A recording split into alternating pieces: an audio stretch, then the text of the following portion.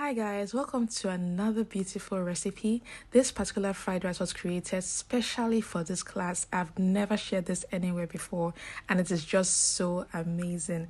Now I'm going to be showing you all the ingredients later on, and then you're going to see how we're going to make it combine into this beautiful meal. Now you're going to heat up your pan and then you're going to add some cooking butter. You can use whatever brand you like, but then I know some of us live in Nigeria here and this is a very good brand you can buy. It's King's cooking butter. But if you are in diaspora or outside Nigeria, please use whatever cooking butter you have available in your vicinity or in your city. I'm going to be seasoning this with some seasoning cubes.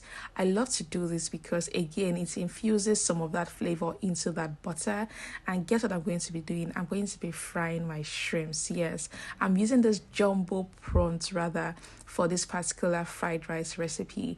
I've come to realize that jumbo prawn taste in your fried rice is one of the best. Now again, you can use whatever protein you have. You can use chicken, you can use turkey, you can use fish fillet, whatever you want to use. But this particular recipe that I'm sharing with you, this is exactly what you're going to be using. I have this jumbo prawns. You don't want it to overcook. You're going to turn it on its side, and once it curls up like this, just like your shrimps, you know that it's ready.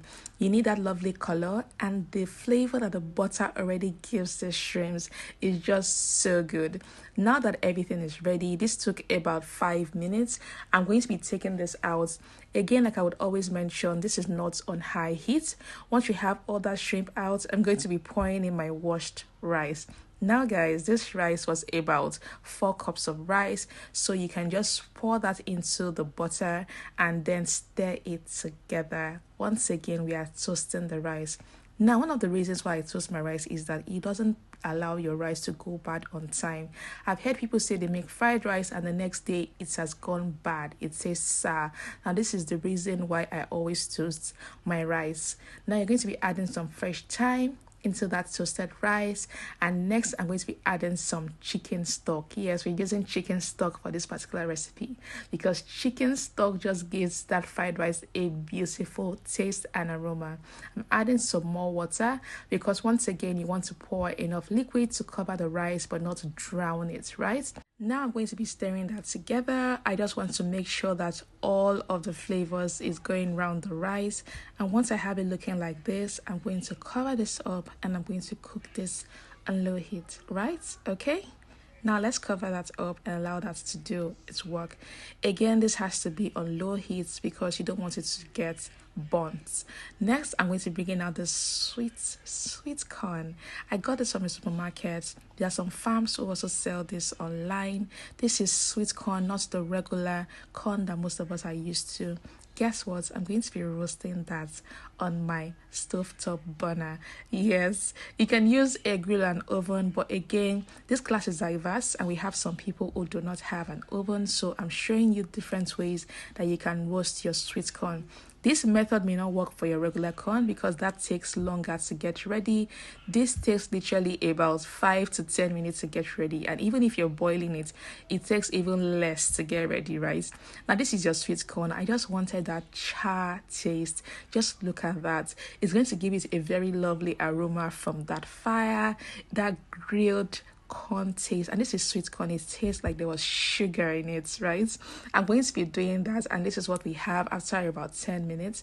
And next I'm going to be slicing that up. Yes, I'm going to be using a very sharp knife to cut out all of that seeds from the cob.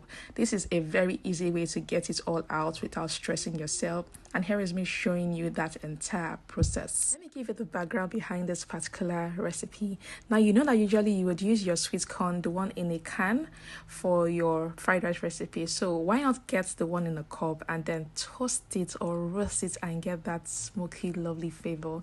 And that's exactly what I did. So you can see how clean this is. Very good. And this is a closer shot of what that roasted sweet corn looks like. Now imagine this flavor in your fried rice. It's going to be amazing. People will keep asking you, what did you put inside? Now let's check our rice. This was after about 20 minutes. It's ready. Now notice that it is not overly soft, and that's deliberate because we're still going to be cooking it in the vegetables that we're going to be frying. So we're going to set this aside and then start up with our stir fry. I'm putting in my flavored oil into a heated pan, and next I'm going to be adding my onions. Allow that onions to fry for a bit before adding our secret spice. Now I should let you know that this particular pan burns a lot. Even on the lowest heat it burns. It's just sadly what this pan is about. So notice that after a while you're going to see it's burning under, but that's totally fine. I already know that this is exactly how this pan was made. Now you're going to keep frying this. I'm going to be adding a little bit of seasoning just to add more flavors into that oil, and then I'm going to fry this. I'm going to fry this until it's brown, or I see a little bit of that golden brown on the onions. And you already know why I'm doing this. It's because she wants all that flavor. Recall what I mentioned about the pan. Can you see that it's having a little bit of that? Anyways, our onions is looking beautiful, so I'm going to be putting in our bell peppers. Now this is the orange bell pepper. This is a whole large bulb. This is another bell pepper, the yellow bell peppers, and this is our red bell pepper. This quantity is the size of one large bulb each, and that's what you can see me pour into that oil. I'm going to allow that again fry, and you know it's going to release some juices. And next I'm adding this mixed veggies. Now you have carrots here, you have peas, and you have sweet corn. This particular mix was bought this way. Otherwise, you can get your carrots and dice them up. You can get your peas from the market, and of course you can also get your sweet corn, the one that comes in a can. You can equally do that. Next, I'm putting in this boiled liver. Now this is liver. It is a part of a cow. It is cooked in seasoning and salt and some onions, and when it's cooked and fully ready, I'm going to dice them up, and this is what you have finally. I pour that into the mix because I wanted to have that. And here I'm having some diced cherry tomatoes. I've come to love cherry tomatoes, guys. Lastly, we're going to be putting in this roasted sweet corn to add that smokiness, that's lovely flavor to the entire mix. Mix all of that goodness together and allow it to cook just for a few more minutes. Altogether, this vegetable shouldn't cook for longer than 15 minutes or even 10 minutes because everything here shouldn't take too long. I had to put a little bit of ground cayenne pepper because the Nigerian in me wanted heat. If you're all for no heat, please keep that part. And of course, salt to taste, because this vegetable stir fry mix has to taste really good before you pour it into your rice. Here is a closer view of what it looks like. This is just so good. You can see the liver, the carrots, the red bell peppers, the peas, the sweet corn, every single thing. And look at that juice. This is the reason why you don't need to put so much water in that rice, because you're going to be mixing everything up together. The mixing has stirred already. Now what I do is to scoop out some of that vegetable mix, put a little portion in the pot, and then begin to add my rice. I want all that vegetable goodness to go around the rice, so you can see me stir it up, and I'll be doing this bit by bit. Shortly after, you're going to see me put more vegetable mix, and this is what I'm doing here. So you can see I scooped some of that part away just so I can mix it properly. Especially if you're doing a large batch, it's a very good way to mix everything up together. Now we're going to be adding more rice to this because we still have more rice left, right?